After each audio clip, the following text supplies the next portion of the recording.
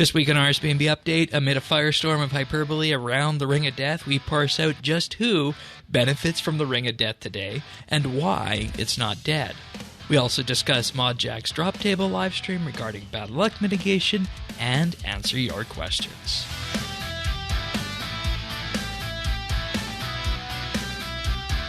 This is RSBANDB Update, episode 920, recorded Thursday, February 2nd, 2023. The Ring of Fire.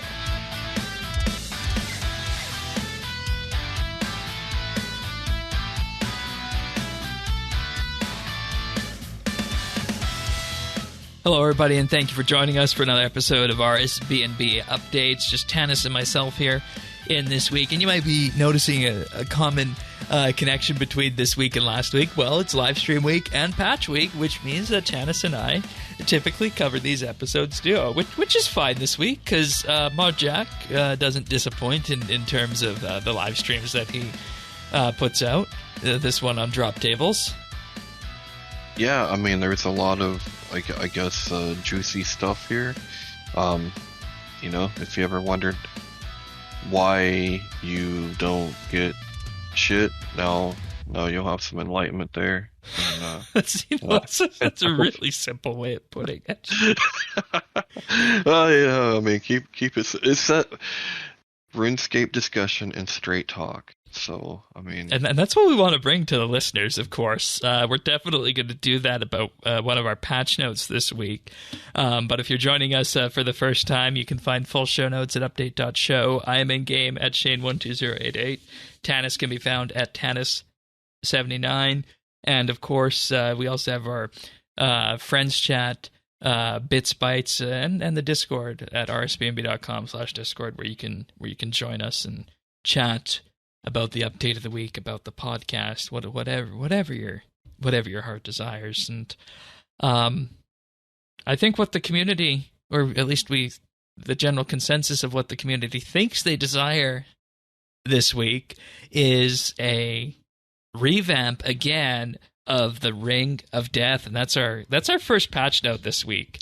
Because, I mean, let's be honest here. We knew this Ring of Death was going to get changed when we saw what it was doing. When it was buffed with the first update of the year, to the point where certain boss mechanics could be skipped and whatnot. We knew that was going to be changed. I mean, we had that discussion, right? Because you put yourself in the shoes of somebody who is just playing the game for the first time. You're at a boss. You take a big hit, or as it was called back then, and the ring would activate for this, a soft insta-kill. You're able to continue your fight. Say you're fighting Araxi, or you go somewhere on Telos to phase 5. It then wipes that damage over time effect that you had. And I guess the part I'm wondering is, did people not see that as you know, kind of not working as intended? Were they expecting that they'd get to continue to use this buff as it progressed through the game? Where do you want me to start? Well, let me just read the note here. First things first, the Ring of Death's cooldown is no longer removed during certain boss phase changes, and that's what I was alluding to. The dot is no longer removed on phase changes, such as the Araxi phase change to phase 4, Telos to phase 5, and at points throughout the Virago fight, amongst others. Where do you want to start? I want to start with how many... See, here's the difference. How many bugs have there been that were at least, if they weren't bugs, it was not working as designed or intended? How many of those things have happened that were clearly not right? Many. Were then just incorporated into gameplay because the player base is too touchy about reversing it. You know, at the same, yeah, it's like that's like getting a Ferrari to show up, you know, in the driveway when you ordered like a Civic. Like, yeah, I mean, this is awesome. I'm trying to show, but you don't really think that's your Ferrari, right? I mean, somebody's gonna come looking for it. That's a good analogy. Yeah. And but they don't. Usually they leave the Ferrari in the driveway and they're like, hey, have fun. And that's what would happen sometimes if certain forces within the community are listened to. And that's what's going to be interesting from this is this week going to spawn any changes going forward? Because we're going to go through why there might be a push to do that. And that starts with the fact that this Ring of Death change that was having these phase changes removed, this was being used by many high-end PVMers and people at the mid-tier as well to smash through kills easier, where mechanics were designed, underscoring the word design, to kill in one blow. And if not that, kill you pretty quickly. And what this did in the eyes of many PVMers is this made the ring a necessary and key part of the inventory for PVMers because it effectively let you skip mechanics. And with that, you have to ask, was this the intended design of this ring? And the patch note this week says, no, it was not. It wasn't meant to be that way. But in talking with folks, specifically David, many people saw that this change coming in was a meta shift for how bosses were going to be done, to the point where some people actually purchased a Ring of Death because of this. Yep, and some people sold their wands. Yeah, I saw that too. People, making sales to buy the Ring of Death, expecting it was going to go up in price because of this. And well, no, I'm just saying, like, you can't listen to the hype about stuff like that's. Yeah, and yeah, you remember when Dragon Wars shot up overnight because of some rumor? Like that's just. Yeah, and I do this I watch the market like this in RuneScape. I watch the market like this in Star Trek Online. When something new comes out and it looks a little too good to be true, I don't personally invest in it because I don't want to succumb to the reliance of it. But that's a different perspective I have that maybe we didn't hear this week. Maybe. And I don't know. I feel like I guess I don't understand why it should be meta, but I guess you kind of. Yeah, it basically let you skip. It basically let you, take huge shots of damage, for example, at Telos or Virago, right? Which is where it matters, where the ring mattered. And then one of the phase changes, it would just completely wipe that dot that you had, right? Which, I mean, it was supposed to be a 3 to 4 minute dot, right? And then you phase change, whoop, it's gone. You're back to normal. Eat some food, and you're back to full life, and you can carry on. Yeah. So it was a reset button, effectively. That's the way it was with that, and why people saw it as a meta shift, which I think was a very bad idea. But, I mean, hey, you put the fancy toys out there, people are going to take them. Now, the second change... Go ahead.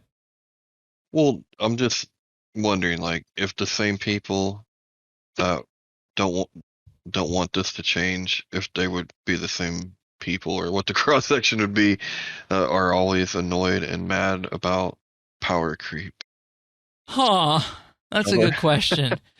That's a good question, and I feel like we've been very fortunate here in our panelists here who admit, that power creep is good to a point, but at the same time, you can't have all the power creep to the point where it would just trivialize something insane like 15k Zamorak, which I don't think has been beaten yet. So let's just say 10k. And I feel like skipping mechanics is kind of power creepy. Yeah, right? It's kind of power creepy. And it basically invalidates parts of that boss design, whoever it might be, right? Mm-hmm. So. But the other thing that came in is that the Ring of Death's instant kill mechanics were clarified this week, and that the Ring of Death's effect now applies to all insta-kill mechanics, not just the hard insta-kills we were talking about, but the soft insta-kills as well. Previously, there was a case of a mixed bag of what insta-kills were blocked and which ones were not. The dev note on the patch says that you've told us that the damage mitigation effects combined with healing abilities of the ring make the death effect too easy to survive, which trivializes many insta-kill mechanics. So people were saying that, hey, this made insta-kill mechanics easier.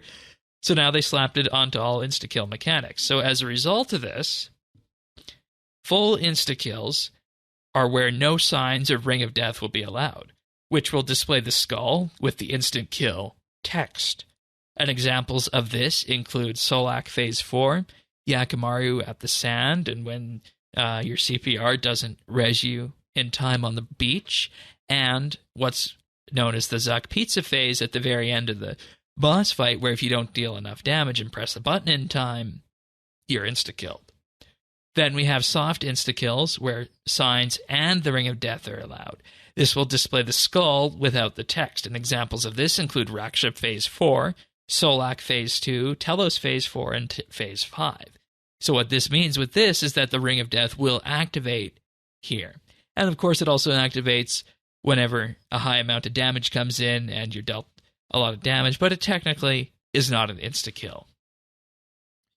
They also changed the way the damage over time effect on this works. They said that the starting damage value will now be 20% of the killing blow within a range of 150 to 2,000. A soft insta-kill automatically starts at 2,000, so you can survive the mechanic, but it will still be tough to survive long enough to get the kill. The timer will now last until either you die or return to a safe area, allowing higher level players to survive longer, but not indefinitely. And the emphasis is not indefinitely, because that's what was happening before. And the sign will now also take priority over the Ring of Death and be the first to activate. So what this means is if you get hit by a soft insta-kill or a large damage hit, you're very unlikely to be able to continue on to get that kill, because if it's a soft insta-kill, you're going to be getting ticked for 2,000 plus damage. So as a result of that, imagine a scenario here where you're fighting at, for example, Raksha. What will happen first with this is that your sign will activate, and then after that, the Ring of Death will activate. Now, as for blocking insta-kills and continuing on with a kill, we see that, as we had before, sign is better because you have no Ring of Death effect, and it actually reses you to a higher life point value. And I know, for me, I wrote these notes here, so I guess my question to you, do you have any questions about anything that I just ran down here?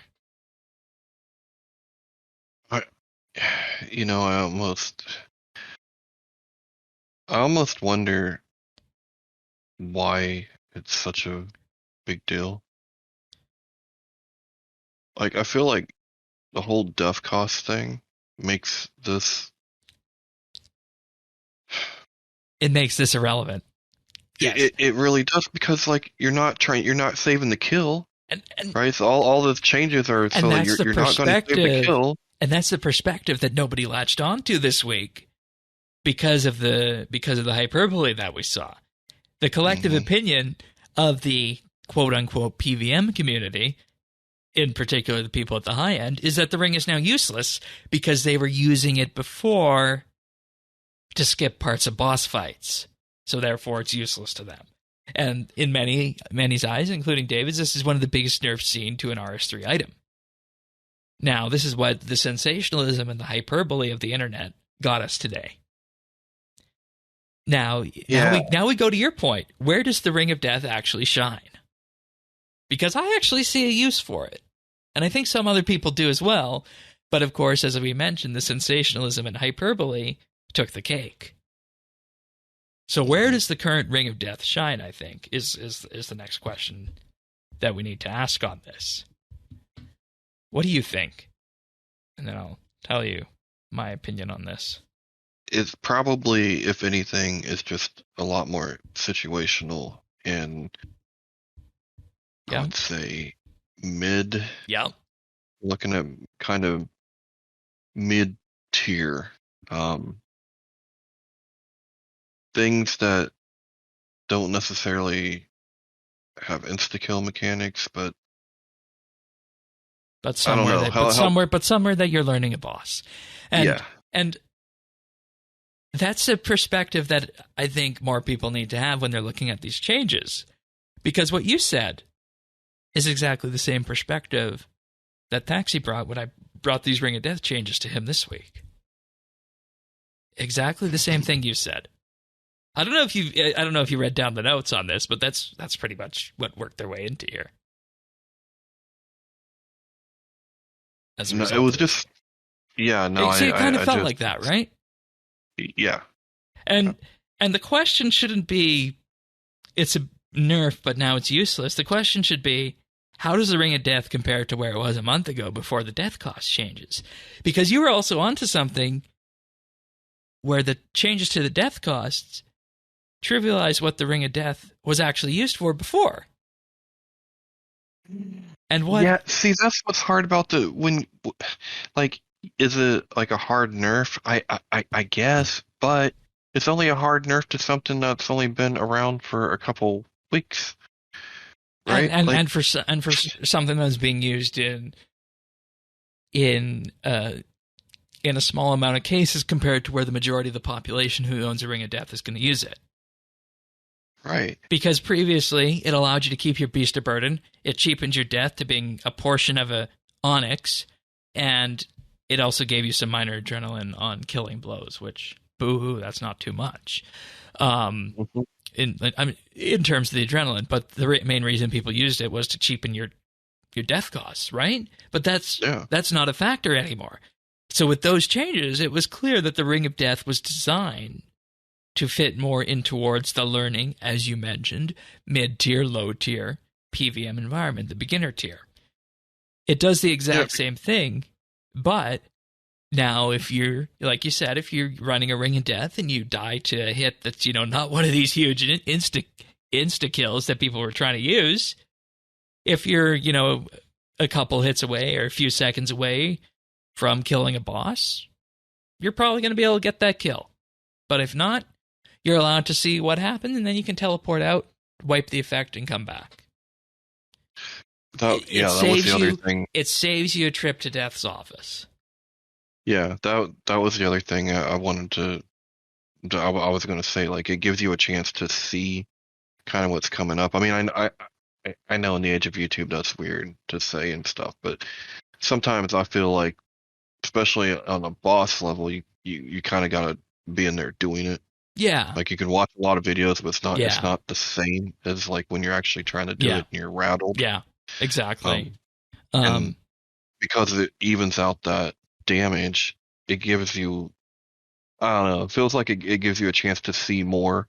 So this to me would be like day of release. This would be a good day of release item, right? Yeah. Like when a boss comes out, give you an extra chance to kind of see what's coming. As long as it's, not a huge insta-kill, right?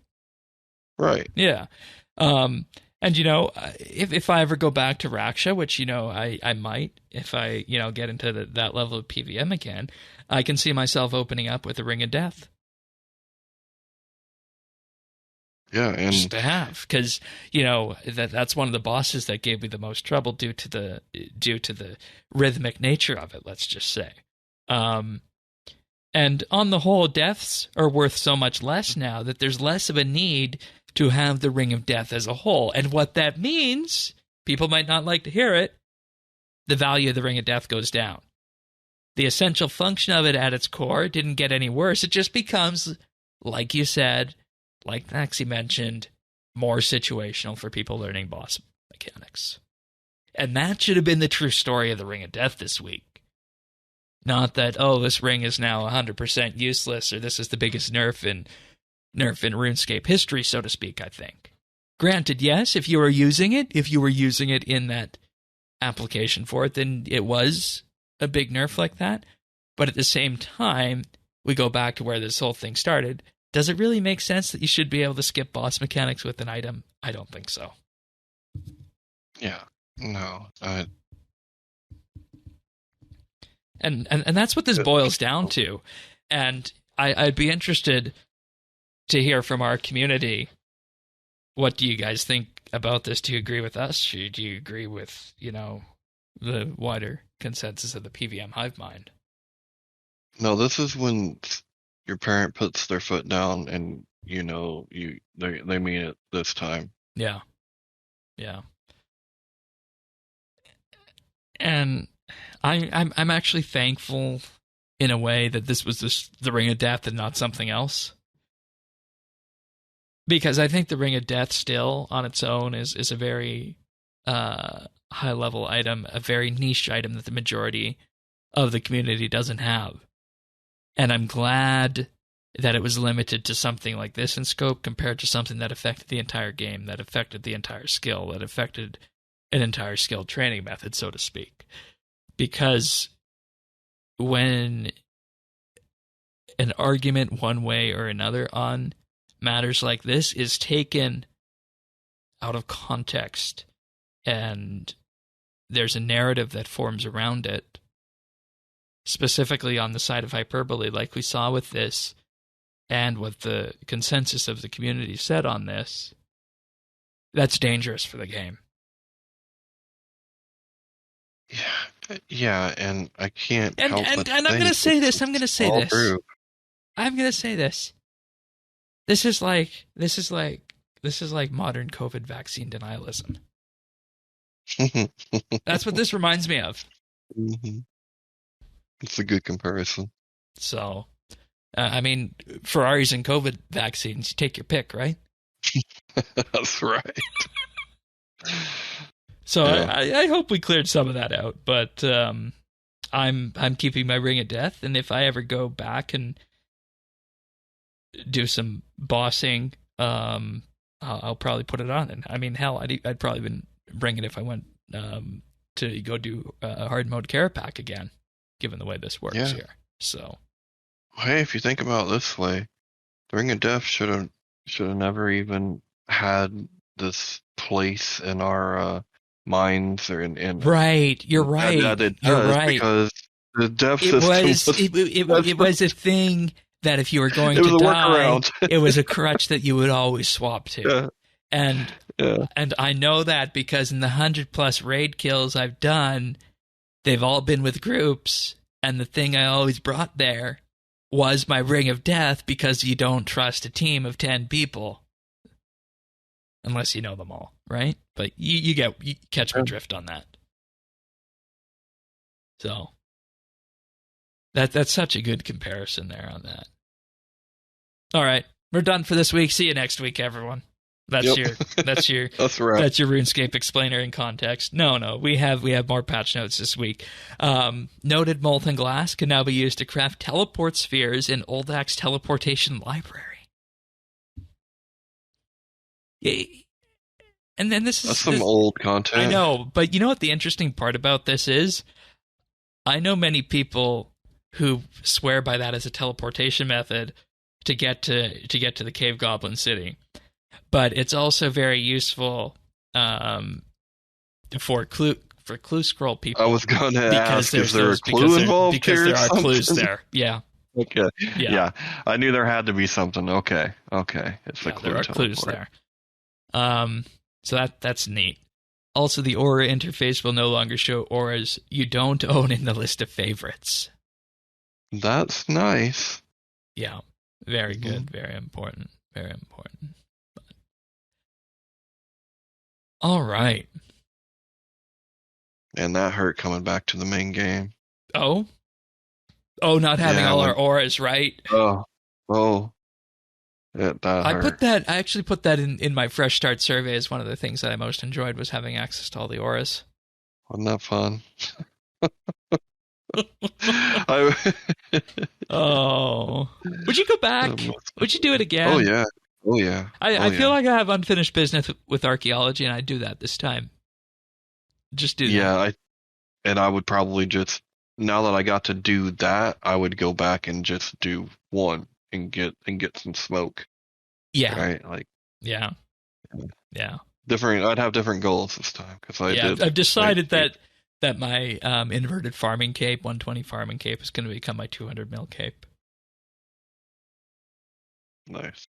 I might be, 20K away from 200 mil farming. But in any case, patrons, thank you, everybody, for making what we do here possible. It's the first week of the month, so we got more patrons to thank. So big thank you this week goes out to Alaska, Amos Reed, Anatoly D, Andrew C, Arvid's L, Beekeeper Steve, Big Huge Rat, Bryflex, Chunk the Monk, Cycle RS, Drama Free, Duramax, Enrique V, Free Milk, G Hammy, Guy Lafleur, Jacob G, Jade Gizmo, Jason S, Jeebus, Jesse W, Jim M, Kesky, Malinoric, Mohan V, Nate the Great, Nick G, OTR Gamer, Pernasius, Ricky A, Rippeth, RS Nerdherd, Samuel FL, Scott DS, Shirt Pants, Stubby, Tanner JW, The Naked Captain, The Dabbing Goat, Tim A, Tom V, Zant, and Zazakon. Thank you, everybody, for your support. It truly means the world to us, and if you're wondering what all this is about, you can check us out on Patreon at patreon.com/RSBANDB. There, for as little as $1 a month, you gain access to an entire back catalog of coming 54-plus monthly bits. These are our bonus shows. We just concluded the poll for the next one, and that's going to be about drops, and in particular, what if drops in RuneScape from PVM were not rare? That's going to be an interesting topic, because Mod Jack also talked about that this week. But in addition to that, you get a mention in our show notes, and the thanks for helping to fund the cost for hosting and production of RSBNB Update.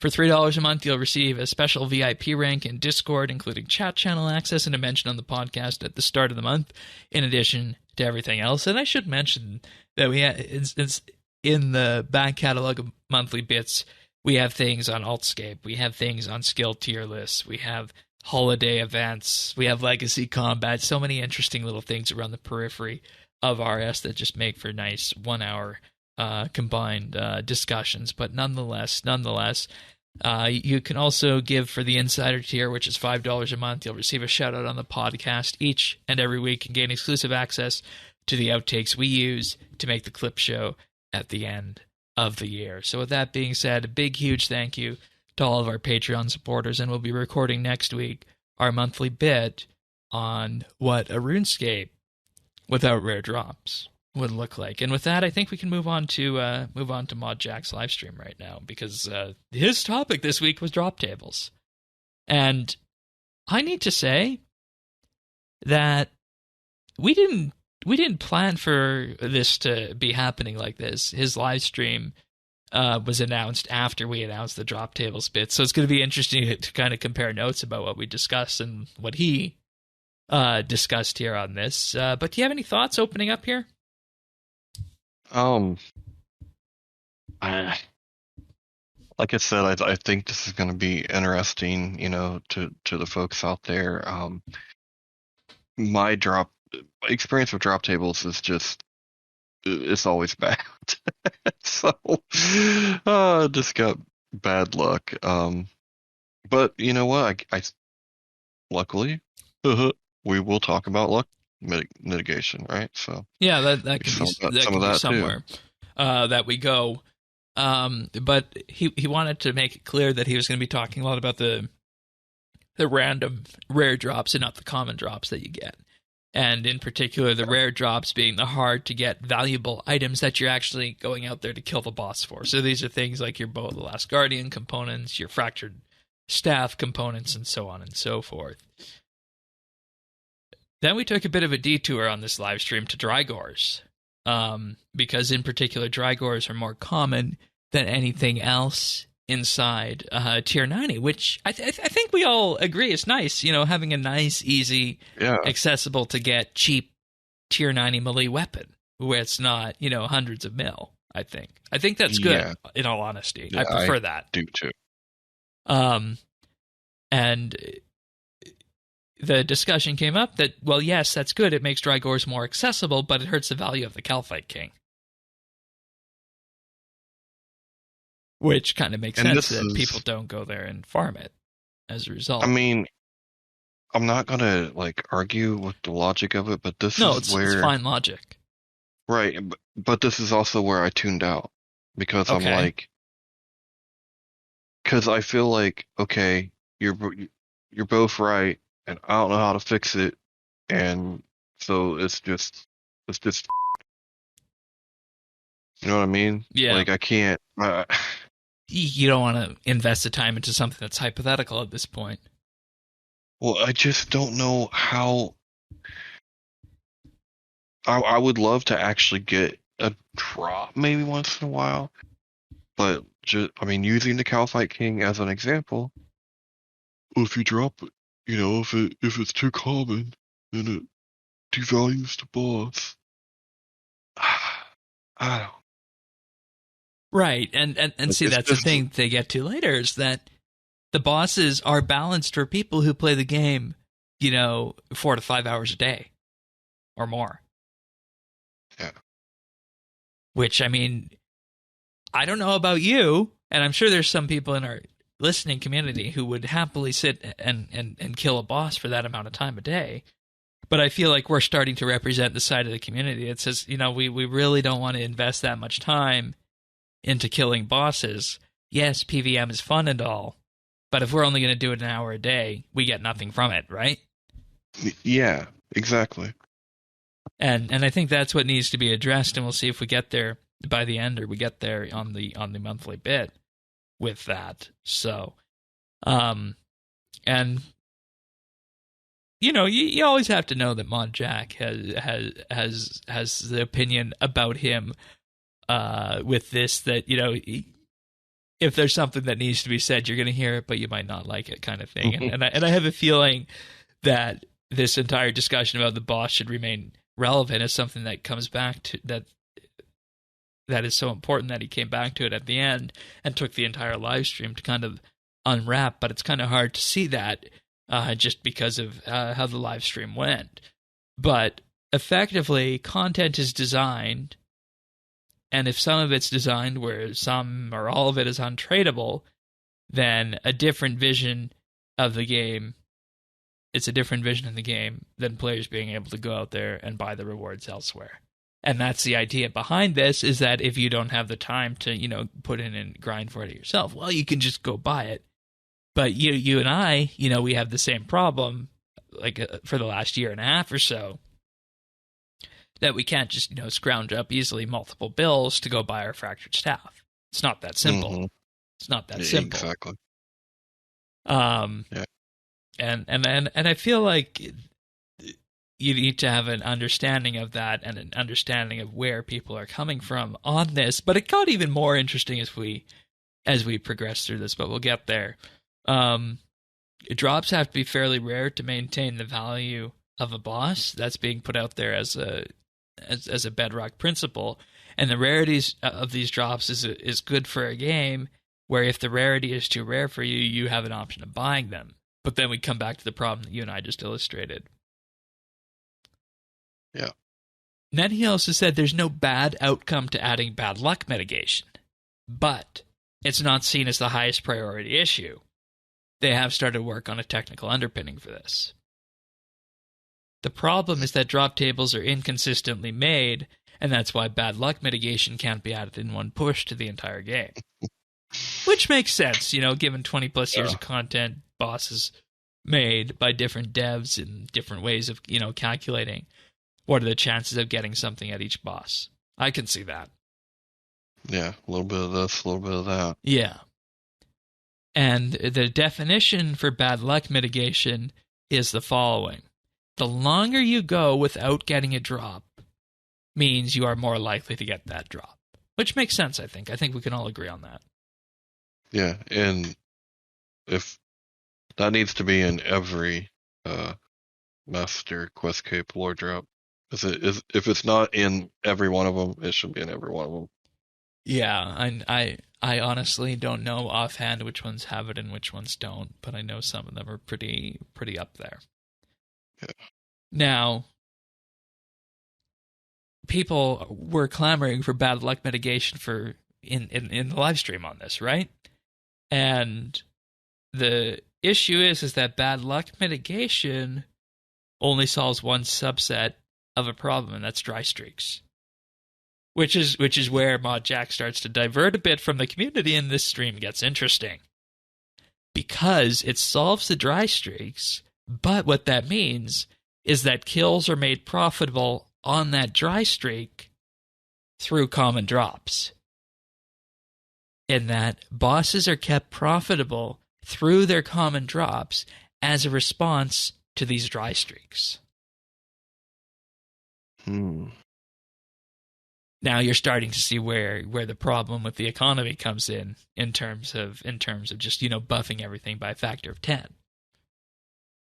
Now, he said also there are pieces of content that were designed to be very accessible, like archaeology, where it was designed to be a satisfying experience from 1 to 120, in that it didn't really feel too grindy along the way, right?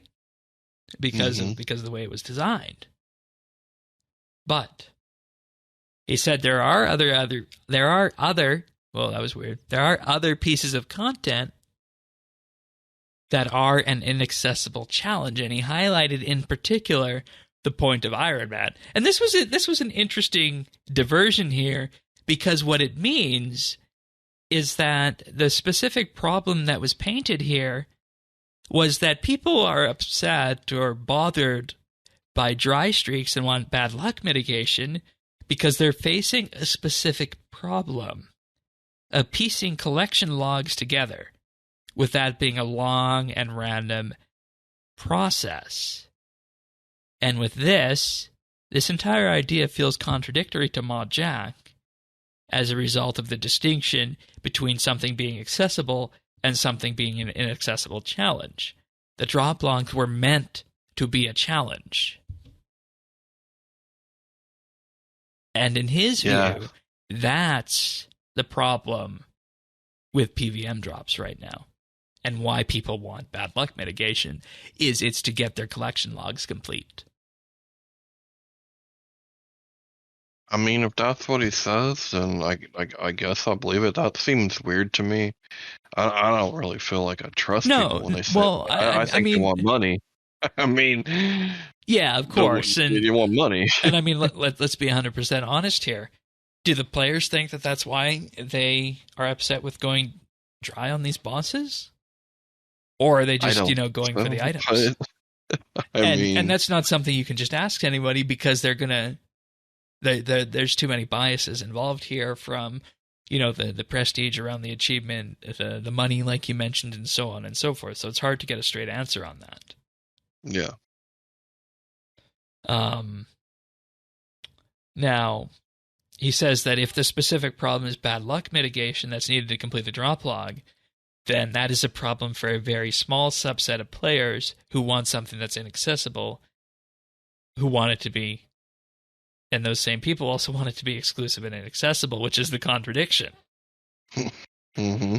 So on the other hand, what I'm getting from this is that the way to argue for a change to bad luck mitigation, or the way drops work, is to not make it about the logs, but make it about the time factor for people like myself, like yourself, like Sirion, who only play, an hour or so a day.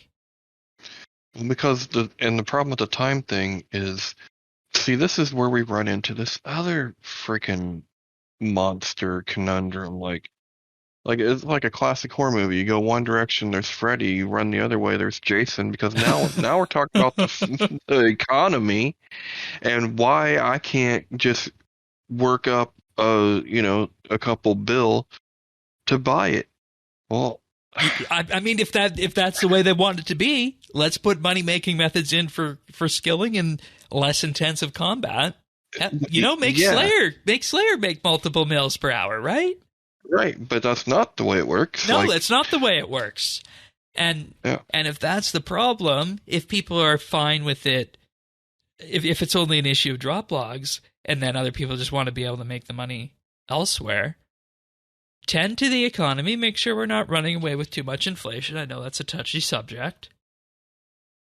Well, if you want to make money with combat that you can, kind of lean into, but not necessarily have it be PVM, and people like the commons, I think Slayer's the avenue for that. I don't like the skill, but I think that's the avenue for it. If people want every boss to be profitable, every boss kill to be profitable, I think Slayer's a better space to do that than, PVM. Yeah, no, move the commons more towards Slayer. I mean, you'd be very happy with that, right?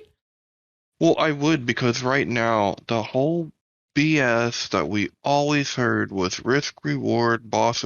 Right now, with the death rework, and I'm a fan, right? Like I'm a fan of bringing that cost down, but you are not risking anything, so it is hard for you to make that for that argument to win me over for why that should be so much more profitable than anything on the skilling level. Yeah. You're not risking it that way anymore. Now the only thing you're risking is your time. Bingo. Okay, so let's put a value on that. And you have to ask, is it right for an MMO to ask people to risk and gamble their time away without having some kind of guarantee that after X kills, after X threshold, you should either get it or it should become more common? Well, but I think that's why moving commons into the Slayer realm. Yes. That's your steady combat. Yeah, that's your for steady. Sure, you're not risking your time and stuff. But now, since you're not risking money, you should be risking something. Otherwise, you can't justify why PVM should be so much more profitable. And then with that, if you make commons in PVM worth less, you can start to accept that maybe each boss kill won't be profitable, and there's a different way of doing combat that is going to be profitable each time you do it. Exactly. And I think that'd be an okay thing to do, in all honesty. I think it would be part of when you make a change that's as big as what the Duff rework was, like, I just feel like it hasn't sunk in or something. Like, it's a good change, but it should fundamentally change the way that we look at the justification there's always been for why that should make so much GP. Yeah, exactly. And he then said the issue of fixing dry streaks with bad luck mitigation is that you can have a very long run of no kill with no rares. It also causes the attitude that we were just talking about, that all kills should be profitable. And the TLDR of common drops is that if it's a problem if all boss kills are profitable, if they were to go down this path. Now, bad luck mitigation fixes dry streaks, but the dry streaks are also having a negative impact on the economy, and this is far worse for the game than some people not completing a collection log. As such, this is the avenue they'd go with to fix this. So I think what this does... It's just so hard to buy the collection log argument. I know. I feel like, again, this is that narrow slice of the PVM community. Yeah. So, now, the interesting part about all this is when we get back to the fundamental designs about how they could do this. I'll recap it again. The issue of fixing dry streaks is that you can't fix it with bad luck mitigation, but the very long run of kill with no rares also causes the attitude that all kills should be profitable, which leads to a potential theoretical complete design that then you would first implement bad luck mitigation for all bosses, but to do that, you would need to massively nerf common drops. And on average, boss kills would not be profitable. You would have to get your profit from rares.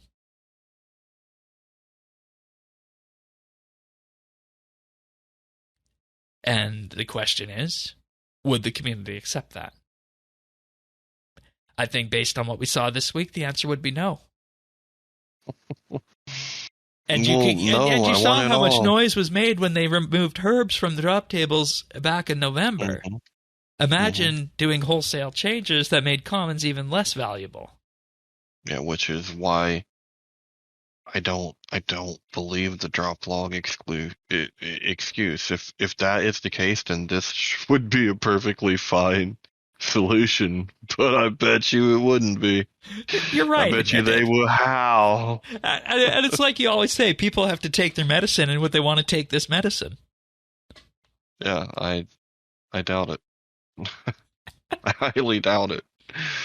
Now, another potential design, and this is the way that he said that he would prefer to go, is that he would prefer to make it so that if rare drops were common and able to maintain the value of content without making the drops rare. He doesn't have a solution on how to do this yet.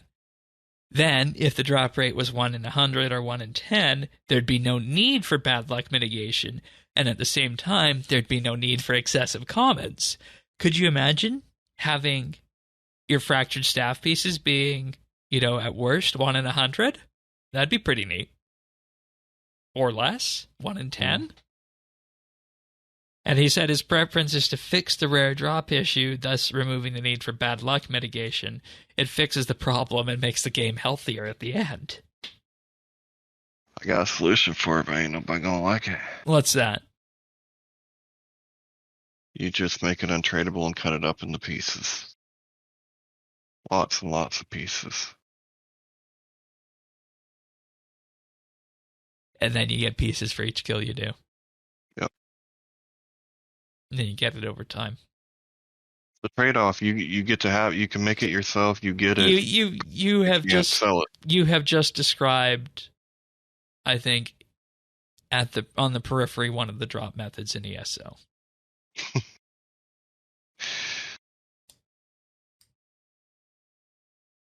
Well, I think it would work. And then it see here's the problem with that. People wouldn't like that because then they can't sell these huge chunks worth bill plus. Well, you have to farm welcome for it. to our world. You have to farm for it and sell it when it's complete. Like everyone else, you're not risking anything anymore. So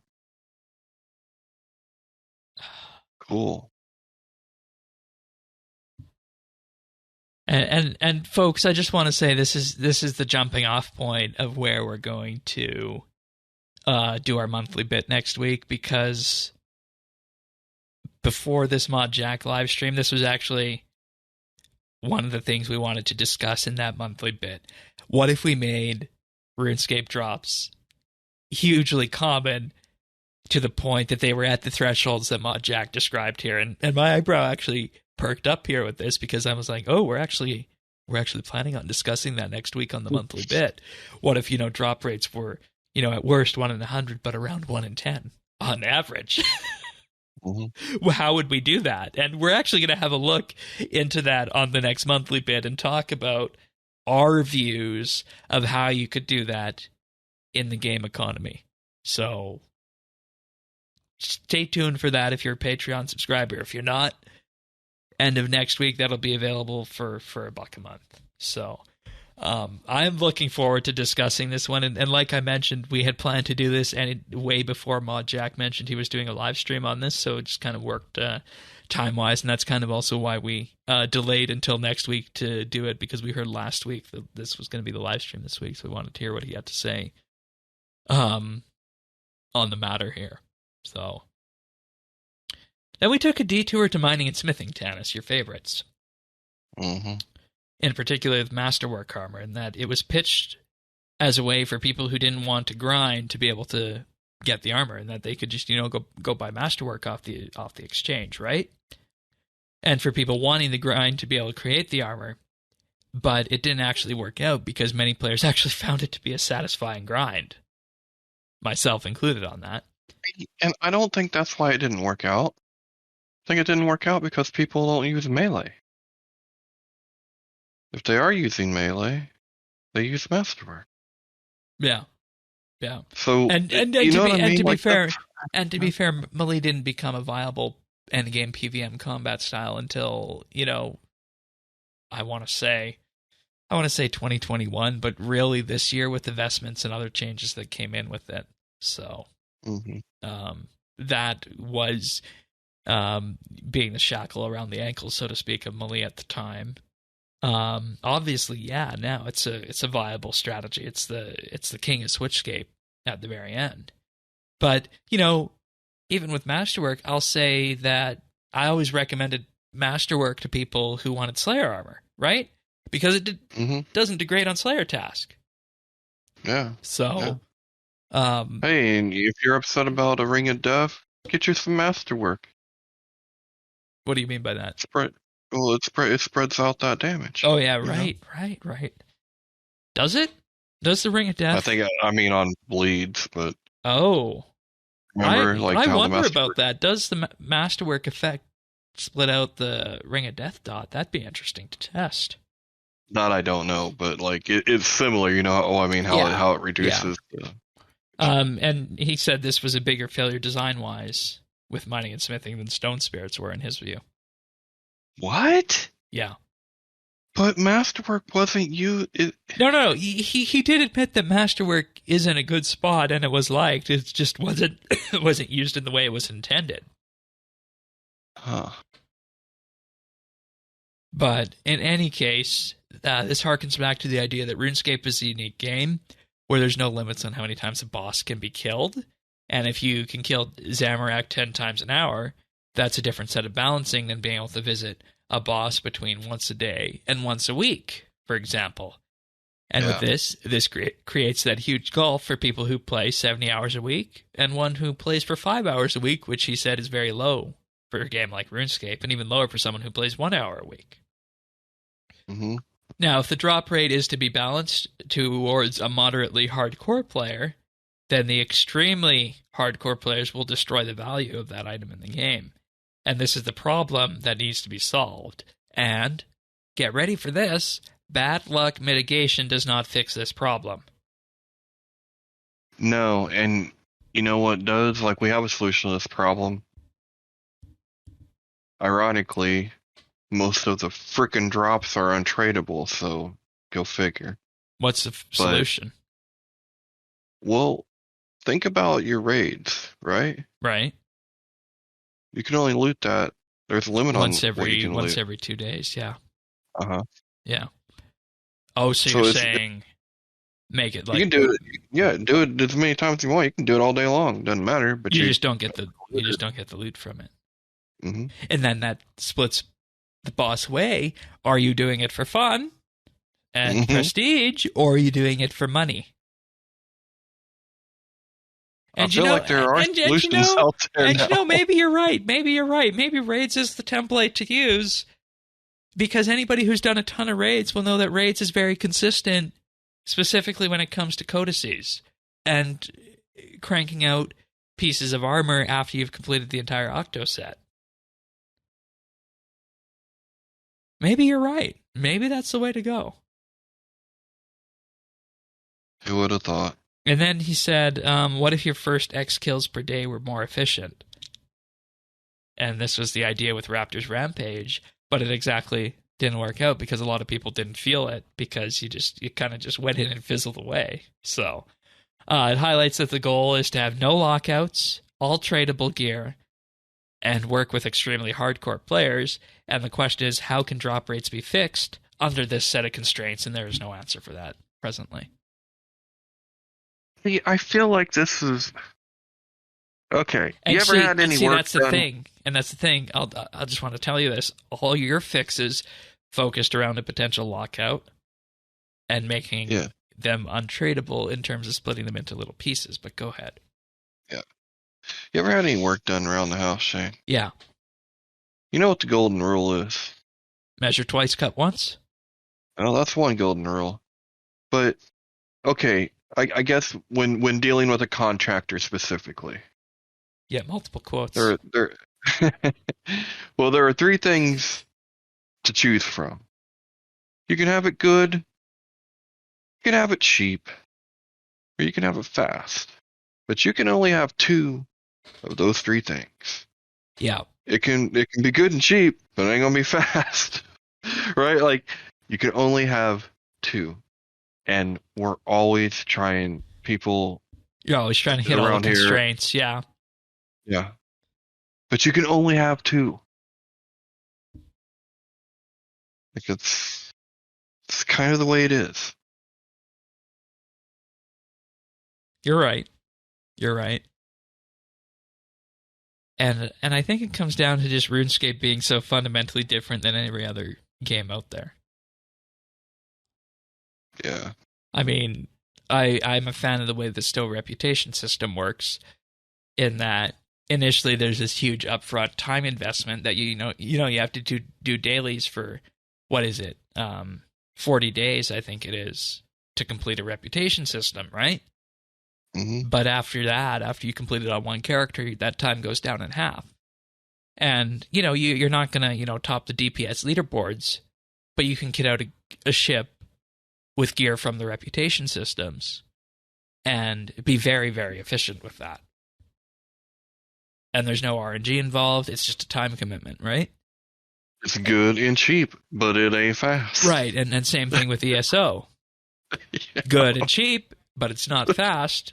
And Pre-show was talking about grinding one of the dungeons this week. Dragon event with double drops. Good and cheap, but not fast. Mm-hmm. So I don't know how these things would apply to RS. We're gonna, have a sit down and see what some of these options might look like in the monthly bid. But once again, I think we've learned this week that the problem isn't necessarily what the community says it is. It's not that, hey, we're having these huge dry streaks. The problem isn't dry streaks. It's that people want their collection logs. And with that, you can't necessarily add bad luck mitigation because then you would destroy the common drop values there. Well, if you were then to just make everything more common, then you would have to get rid of common drops. And, I'm starting to think that maybe the answer to that is kind of what we pointed to, is that, hey, if you want consistent money from combat, from common drops and not rares, except that you're going to take a loss on PVM and make Slayer the combat moneymaker that people can, just grind out, right? Yeah. Because I still feel that levels 99 to 120 Slayer are kind of bare. Oh, they could definitely use. We could definitely.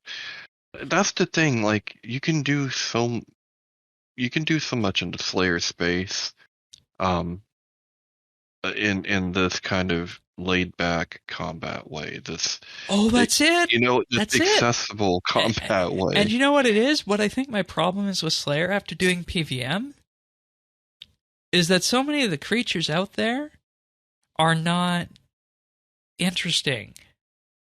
And, I'm kind of in the camp as you, where I've found creatures like the abyssal creatures from this year with, one or two mechanics to them. Almost the pseudo bosses to be the Slayer creatures I prefer, right? Mm-hmm. But I think the problem that I ran into is that it doesn't provide that same level of a dopamine hit that getting drops from PVM monsters does.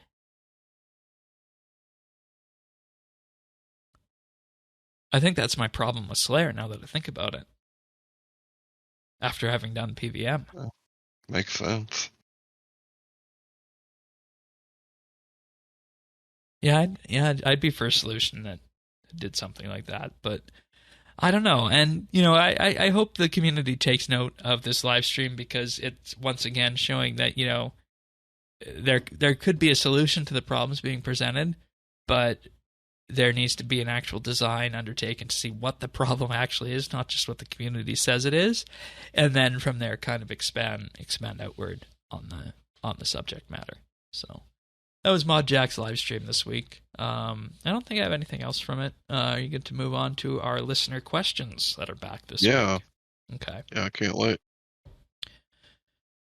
All right. First question's from Sio Aces. What are your thoughts on the Scrimshaw bug?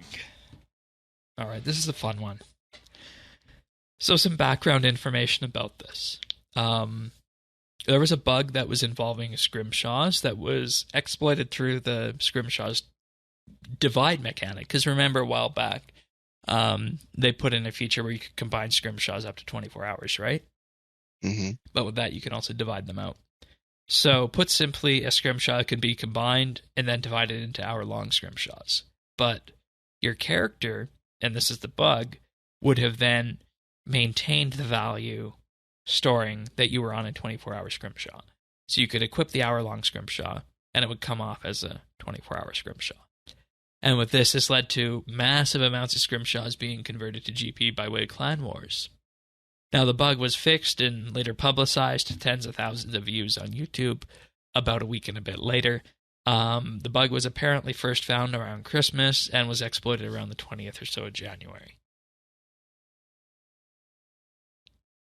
I need to be 100% clear with this, that I think that anybody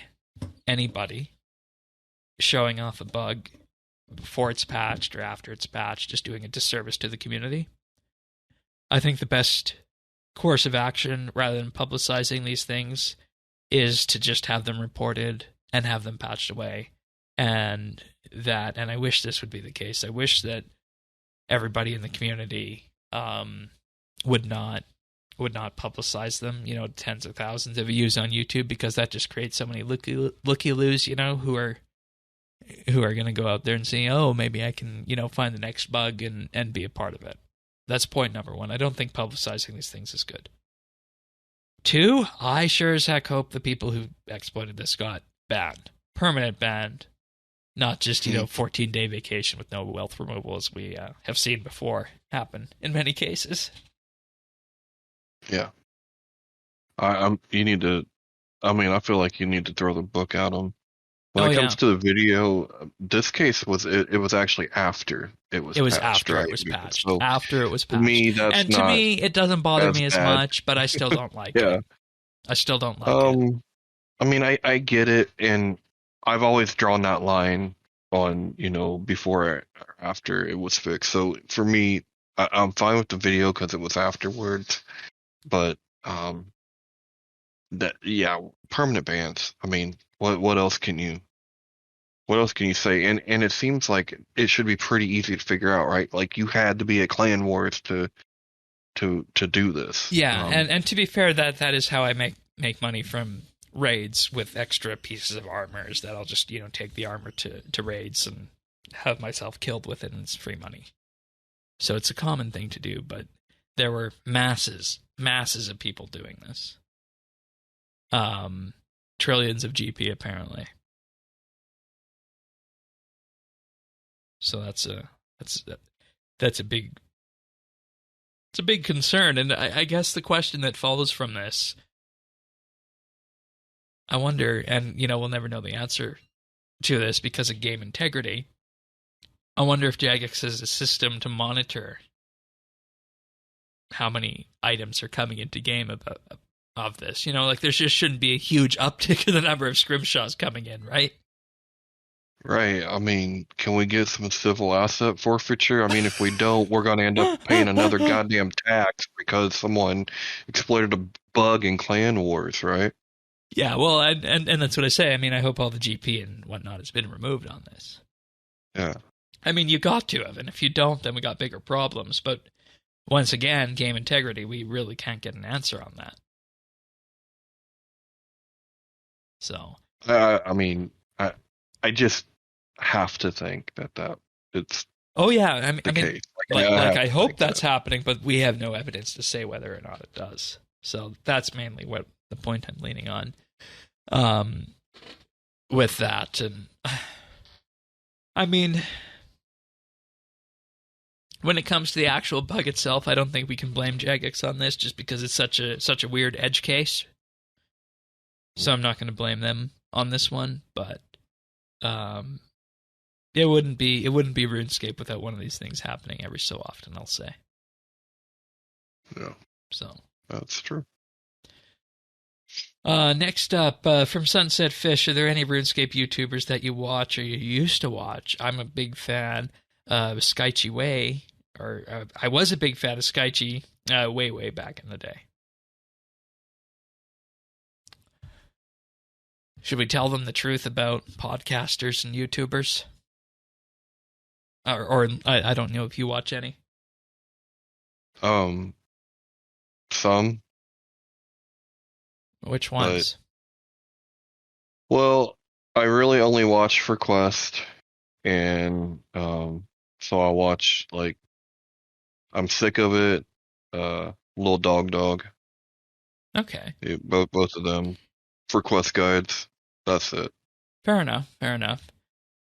And I'm in a similar boat here, in that as a content creator, one thing I don't do is I don't watch other content, just because I'm creating the content, and it's something that I'm only watching if I'm to analyze it And it's kind of, I guess, the same way in some cases where, if you're doing something or you're involved in something, you might not necessarily do that for entertainment as well.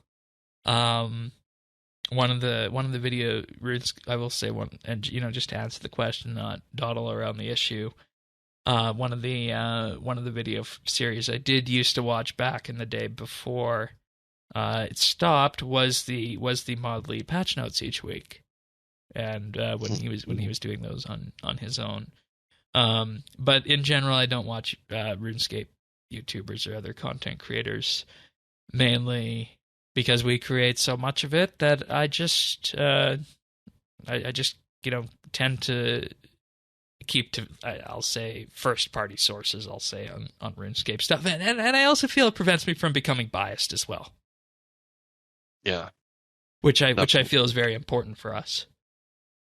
So yeah, when we come into something, you can bet it's our initial reactions, good or bad.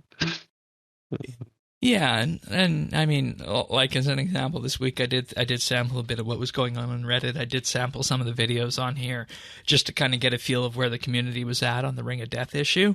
But I don't normally go down those channels myself or through other sources. Yeah. Next one's from Bryflex. What are your opinions on group content? He says, for me personally, I like things scaling down to solo content because I'm not much of a group player. But for the health of the game, is that worth it for people like himself? Oh boy. I feel like group content is weird in RuneScape. I really do. Mm-hmm. Mainly because back in the day, at first, the grouping system was absolute garbage. First. But secondly, I feel like the best groups are the ones that you form out of Discords that you know, not ones, that are match-made, right? Like, for example, if I'm going to go to raids, it's going to be with Raid FC rather than just, using the raids matchmaking mechanic because that's a recipe for disaster. And I think Jagex has learned from this too, in terms of, having huge group content initially, raids being 10-person, next AOD being at least 7. The first 3 Elite Dungeons were 1 to 3 players, initially 2 to 3 required, but now they can be soloed. And then I think, saw the ultimate in terms of scalability this summer with Zamorak being, either you can do it solo or you can do it with 5 people. I think that's the right sweet spot. I feel like, and this is perhaps my other MMO showing, that if we were to do group content, it would have to be done in a way like you see with raids in other games, like you see with the task force missions in Star Trek Online. It would have to be done with an existing queue system where, you don't necessarily need to gather people up from a Discord. You can just say, hey, I want to go, to Elite Dungeon 1, find me a group, and it will, pull people together who have similar types of gear and whatnot. And you can see how that's going to go. I feel like if we were going to really double down in group content, that would be the way to go, with a proper queue system, not the grouping system we have. And I think the JMods are on record somewhere of saying that there's probably not going to be too much work done to the grouping system going forward. So I would absolutely, love to see large scale content in RS, but I think that boat's kind of sailed with what we've seen from Zamorak and whatnot. In that, things can be killed solo or they can be killed in small groups. I think I don't know that there's much idea out there to try another huge group boss just because of the response the community has had before and just how difficult it's been to get groups for it.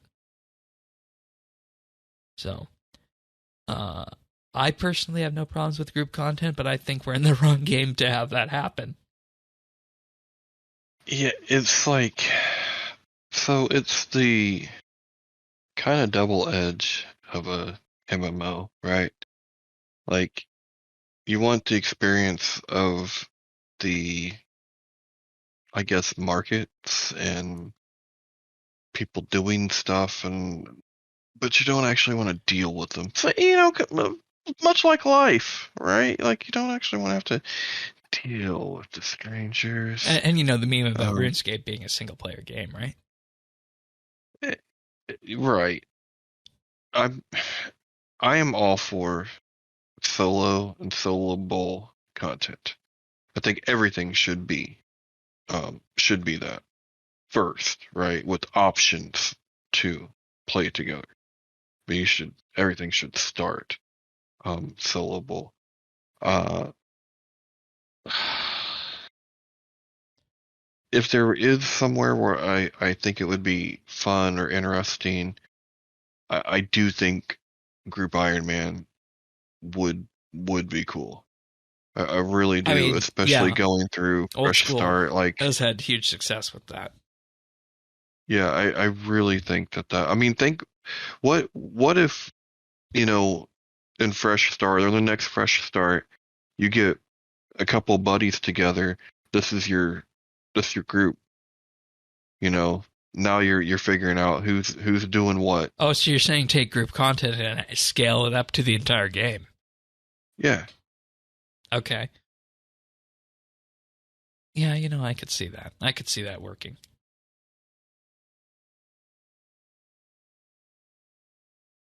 And it's just a question again, is there going to be the infrastructure to do that, right? Because last I heard it was the group bank that was the stumbling point. I don't know. I don't know if we'll ever have that, but to me that solves a couple issues. One, if you're doing something like that, you're probably doing it through people on Discord or this or that, right? It's a small group. It's a group it's people that are going to be with you.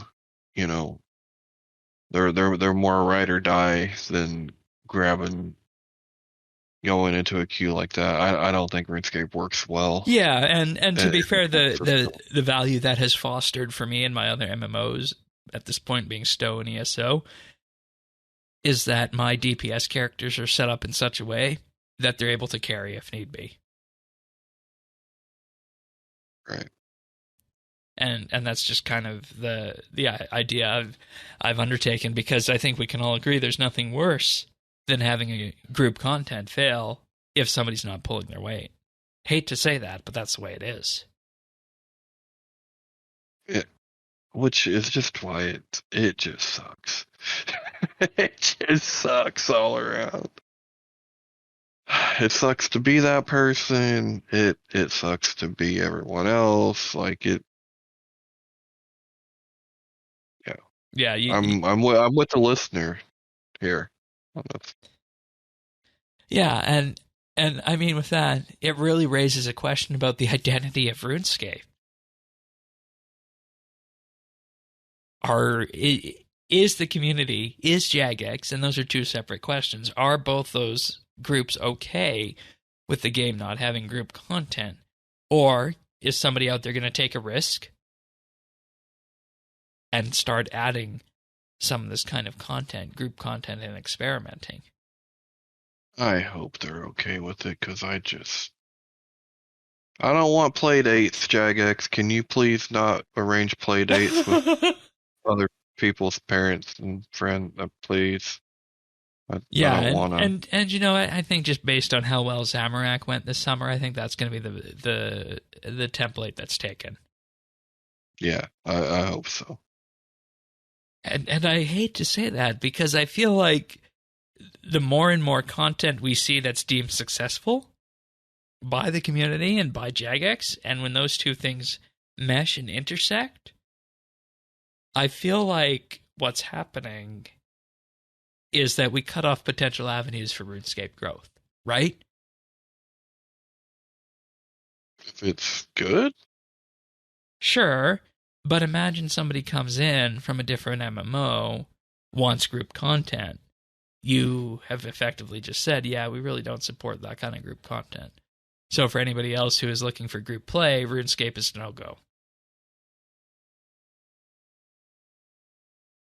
Well, yeah, until we can do it right. Or forge our own identity on what group content looks like in this game. Group Iron Man, League, something like that? Yeah, I mean, that you either need to form your identity or you need to be proficient at what you're doing. Right. I don't see it being proficient, so the alternative is to forge your own identity on what group content looks like. Right.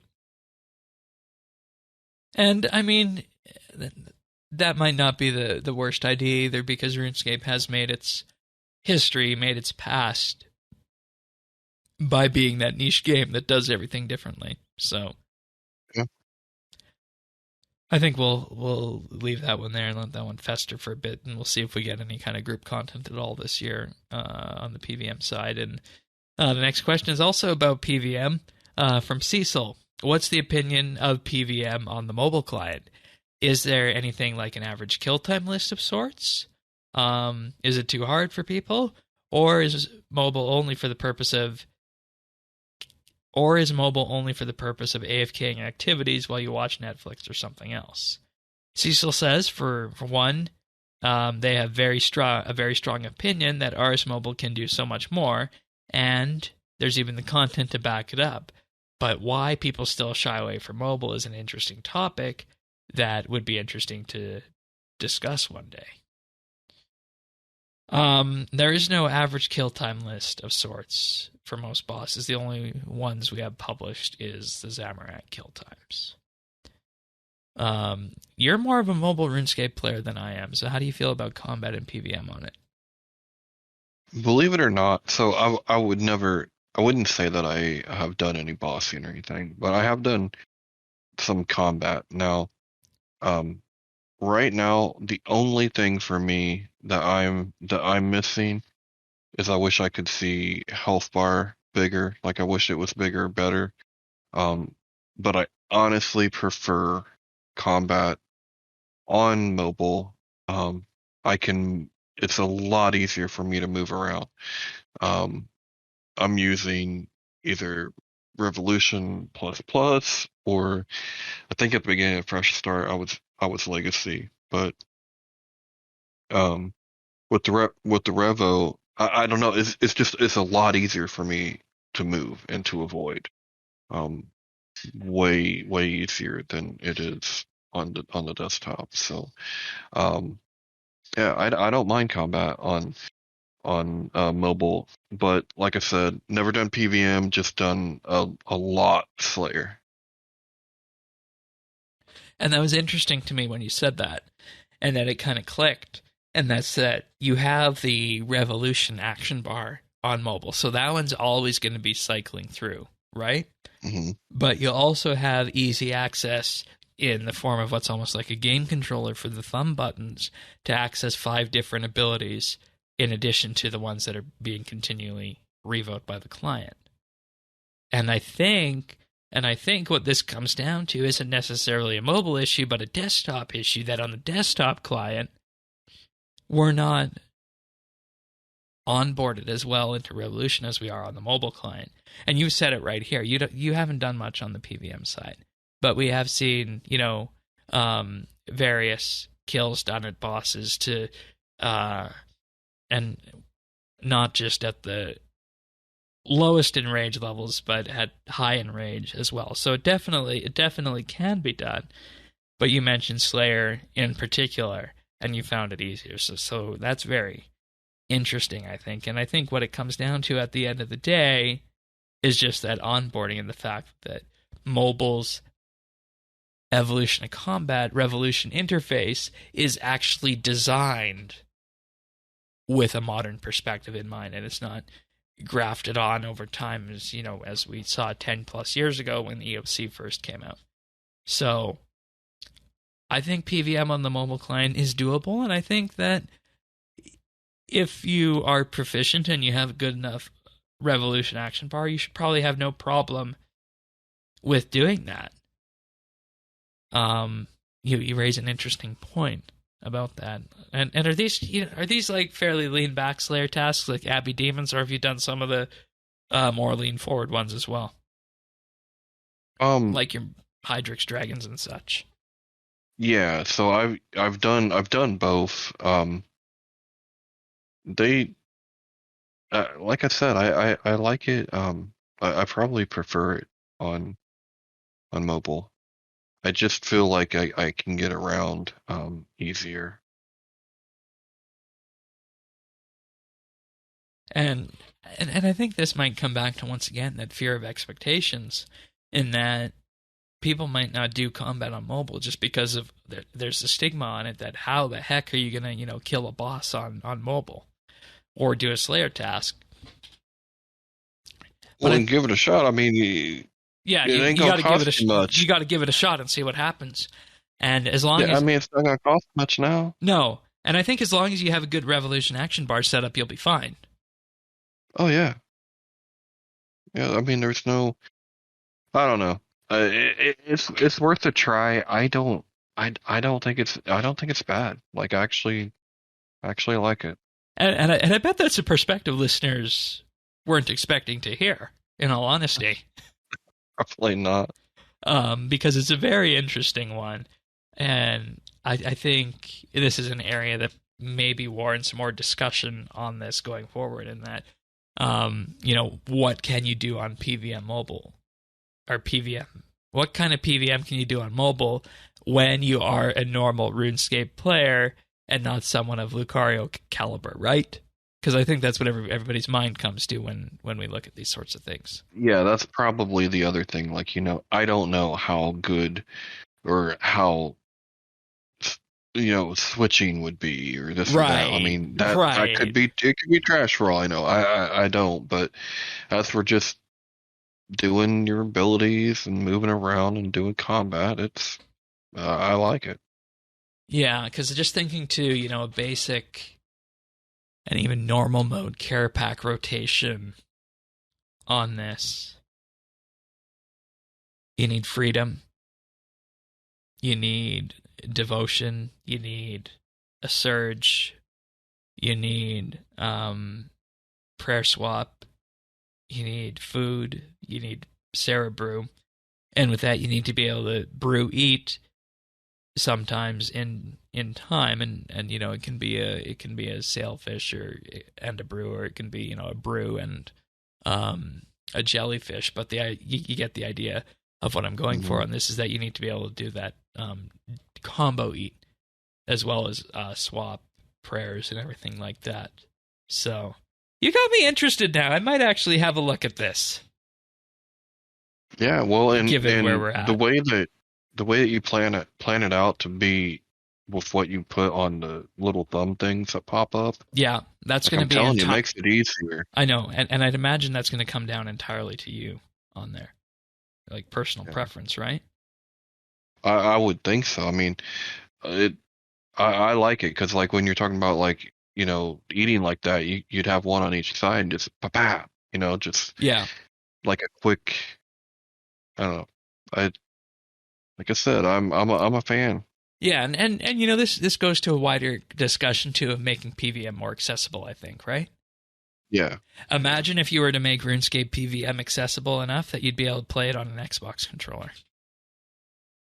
That would be freaking cool. Yeah. Yeah. And of course, we're not, I'm not saying this to suggest that we have,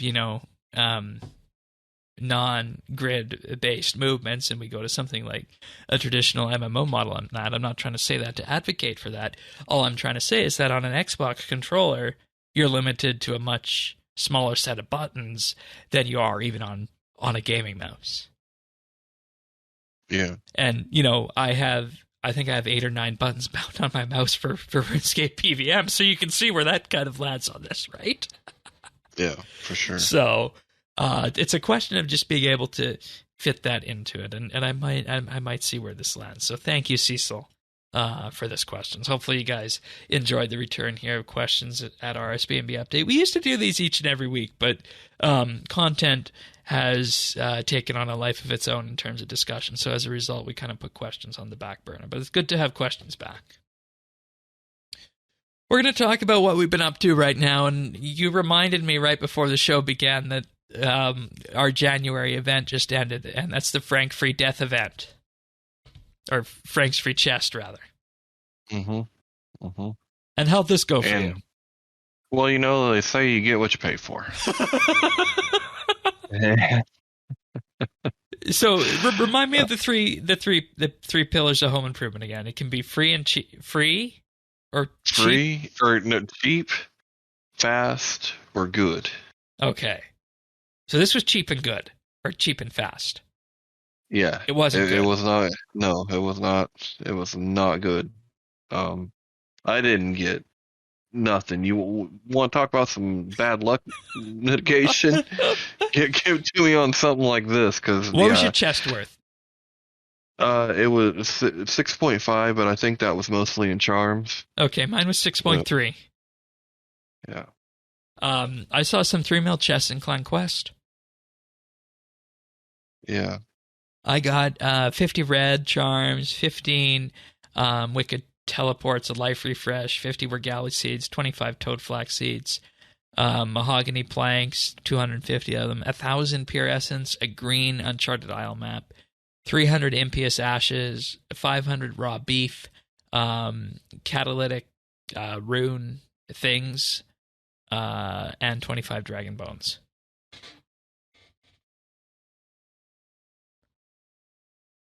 And I think the things. And when you look at the, when you look at the stuff, like it really makes you feel like you didn't get squat. Yeah, and I'm wondering what the point of this was, because I mean, like you're getting, you can't say you got nothing, right? Because you got something in addition to just playing the game, right? Because every hour you got a key. Yeah, that's the thing. Like you can't complain about a freebie, but yeah, well, exciting. I think the thing I was most interested here for was the incense sticks. Yeah, I saw those ashes and I thought, well, I guess at least they could be incense stick, but I didn't even look out how much it was worth. Yeah, it's not worth that much. Let's see.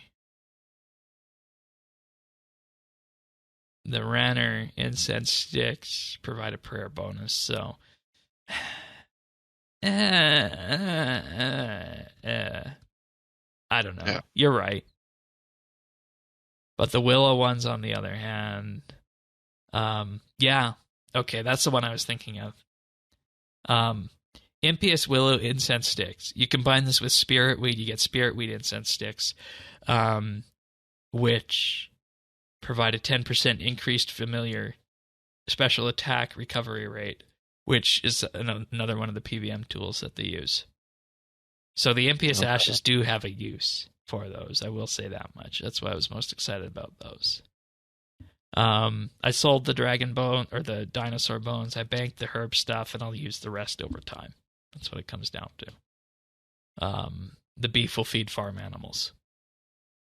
Mm-hmm. So. But, I mean, it was just free stuff, right, at the end of the day. So yeah. I don't think we can complain too much about it. But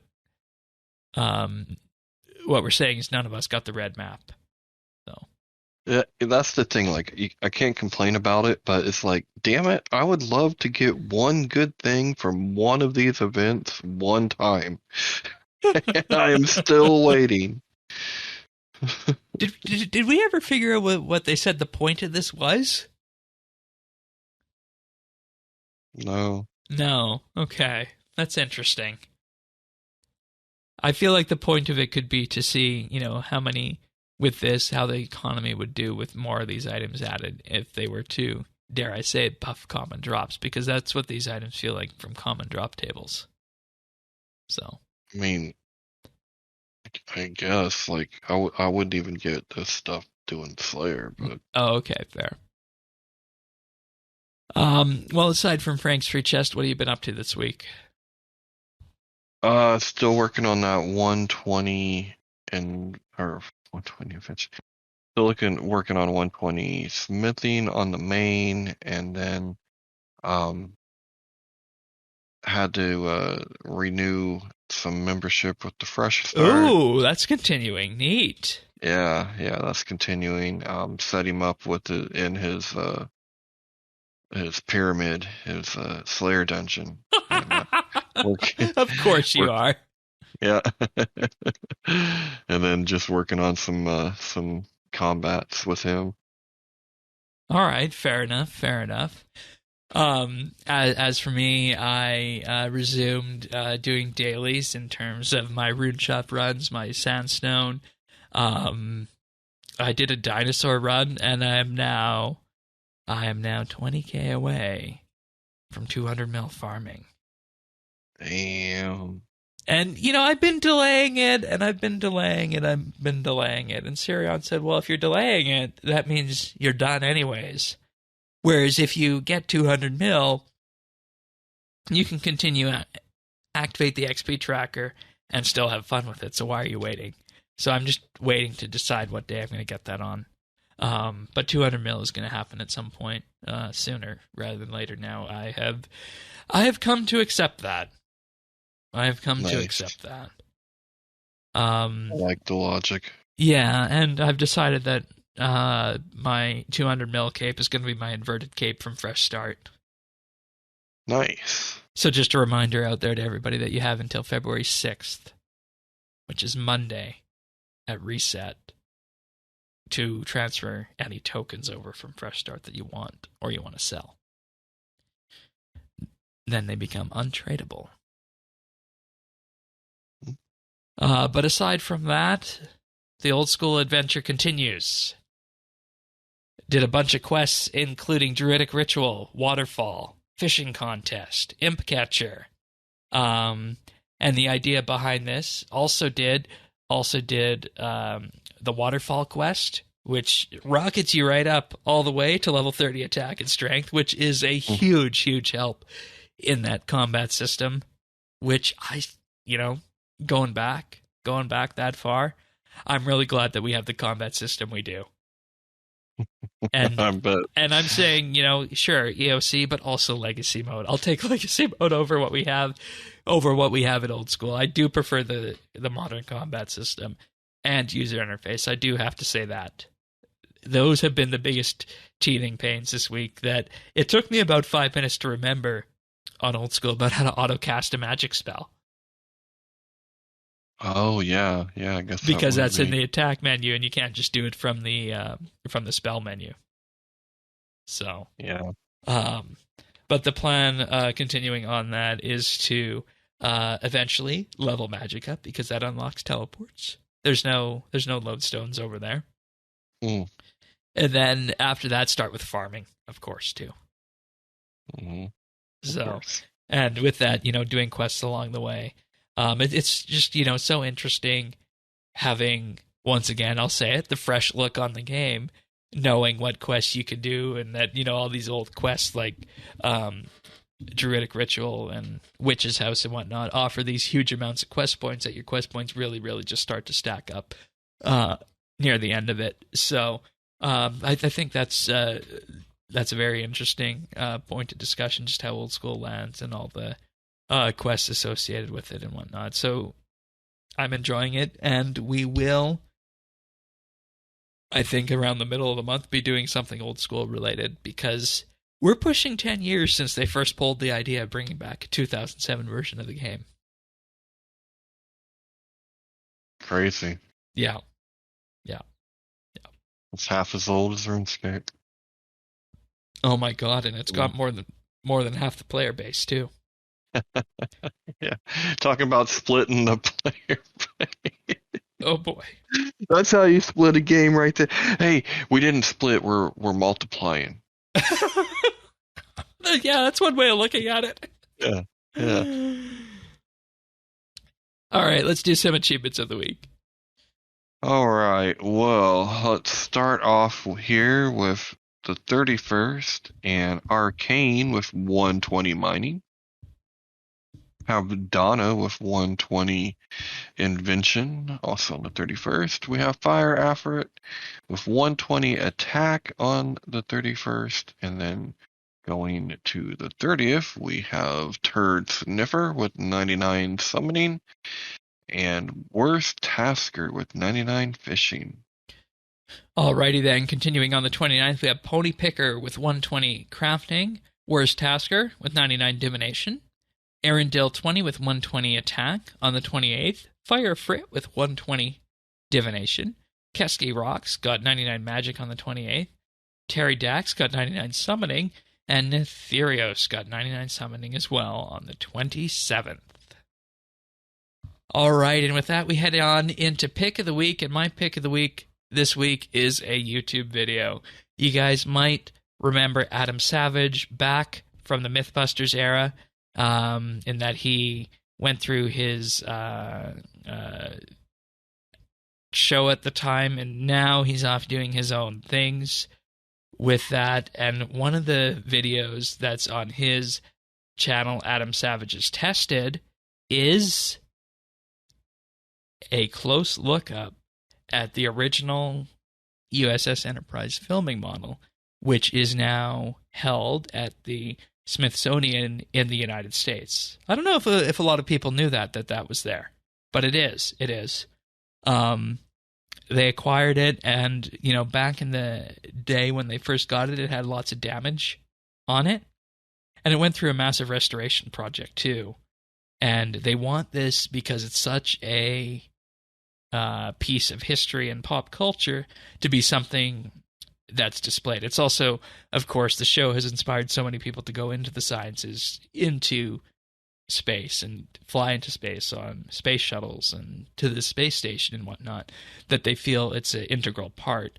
And as such, they want to keep it there, and they want to preserve it in such a way. And this is a bit of a behind-the-scenes close look up at that original filming model. And one thing you'll take away from this is that when you look at this, there's actually, it's not just, a matte gray as you would have expected. You would have seen it on the black and white TV and later subsequent non-HD variants. But you can actually see different palette colors. There's some greens, there's some yellows, there's some blues that actually show up on it. And this thing is incredibly detailed for the 1960s. And this is a close look at it in terms of the preservation efforts that they did and undertook with it. So you'll find this linked in the show notes at update.show. It's about a 35-minute video, and it's just a really interesting look behind the scenes at the nature of how they go at preserving something like this, and no, they could not touch it. So I would, anybody who finds that kind of thing interesting, definitely go and have a look at it. It was a fun watch. So update.show to find a link to that. But I always like working these in, and maybe we kind of need to go on a roll as we work up to the next season of Picard, do another Star Trek pick next week. We could. It's right around the corner. Yeah, but that's my pick of the week, so hopefully you guys enjoy that. But I believe that's it for this episode of Update. I don't think we have anything else that we need to talk about. I'll just say that if you want the podcast delivered automatically to you, you can subscribe. We're on a whole myriad of podcast listeners out there. We're on Apple Podcasts, Google, Pocket Casts, Spotify, Amazon, and more. Just visit update.show/subscribe. We're also on YouTube at youtube.com/RSBANDB. That's where we post the video version of the shows and our nibbles. And if you like the content there, if you like the show, do give us a like and subscribe. It greatly helps the channel out. But with that, I don't think there's anything else. So we'll see you guys next week for another episode of RSBANDB Update. See you then. Take care, everyone. See ya.